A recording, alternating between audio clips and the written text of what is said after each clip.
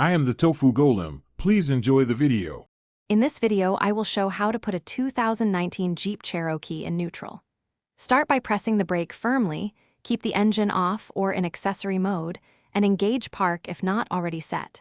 Use the shift selector while holding the brake and follow the gear indicator to neutral.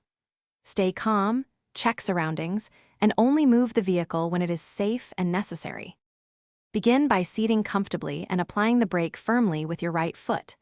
If the vehicle requires, switch ignition to accessory or on without starting the engine to enable shifting. While holding the brake, press the shifter release and move the lever into neutral, watching the dash indicator light.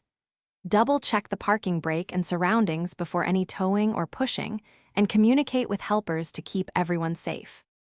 If the selector resists, first confirm the parking brake is set and battery power is sufficient for shift release. Look for a manual override panel near the shifter. Consult the owner manual to access it safely. Avoid forcing the lever, which can damage the mechanism.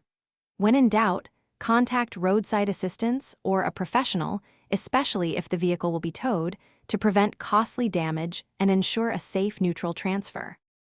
Thanks for watching. Consider subscribing if we helped you today.